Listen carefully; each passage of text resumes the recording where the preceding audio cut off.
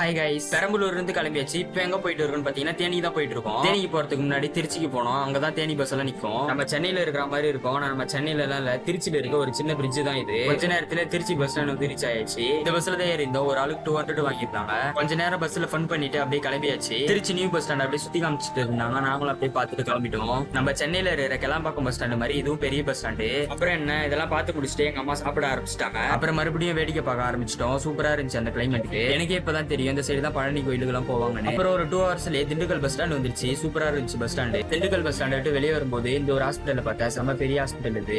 அதனாலதான் வீடியோ எடுத்துட்டேன். அப்புறம் திண்டுக்கல்ல இன்னொரு பஸ் ஸ்டாண்ட் இருந்துச்சு. அங்க எடுத்து போய் பஸ் நிறுத்திட்டாங்க. தர்பூசணியை பார்த்ததே இல்லாத மாதிரி இப்ப தர்பூசணி கேட்டாங்க. சரிட்டு வாங்கி கொடுத்துட்டேன். வீடியோ எடுக்கிறத பார்த்துட்டு அப்படியே கொஞ்சம் ஸ்டைலா சாப்பிடுறாங்க. இங்க இருந்தே கொடைக்கானல் பஸ் எல்லாம் இருக்கு. சூப்பரா இருக்கும். தேனி குமளி அந்த வழியில போகும் போல. நான் தான் ஜாலியா என்ஜாய் பண்ணி நல்லா வேடிக்கை பார்த்துட்டு வந்துட்டு இருந்தேன். எங்க அம்மா அப்படி தர்பூசணி சாப்பிட்டுட்டு தூங்கிட்டாங்க. கொடைக்கானல் மூணாறு எல்லாம் போனோம்னா சொல்லுங்க, அப்படியே போயிட்டு வீடியோ எடுத்து போட்டுடலாம். அப்புறம் நானும் ஜாலியா அப்படியே வேடிக்கை பார்த்துட்டு வர ஆரம்பிச்சிட்டேன். இப்ப வீடியோ எடுக்கிற டைம் பாத்தீங்கன்னா 5 மணி. நல்லா கிளைமேட் செம்மையா இருந்துச்சு. எந்த சைடு சுத்தி பார்த்தாலும் ஃபுல்லா மழையா தான் இருக்கு. இந்த சைடு தான் கொடைக்கானல் எல்லாம் போவாங்க போல. திண்டுக்கல்ல இருந்து ஒரு 1.5 மணி நேரத்துல வந்துருச்சு தேனி பஸ் ஸ்டாண்டு. வந்த உடனே முதல்ல பார்த்த விஷயம் இதுதான். மனசாச்சே இல்லாம யோகி பாபா அண்ணன் இந்த மாதிரி பண்ணி வச்சிருக்கானுங்க. யாரா நீங்க? அப்புறம் அண்ணனை பார்த்து கொஞ்ச நேரம் ஃபீல் பண்ணிட்டு அப்படியே கிளம்பியாச்சு. ஓகே கைஸ், மறக்காம லைக் அண்ட் சப்ஸ்கிரைப் பண்ணிக்கோங்க. இதே மாதிரி அடுத்த வீடியோல பார்க்கலாம். Bye bye.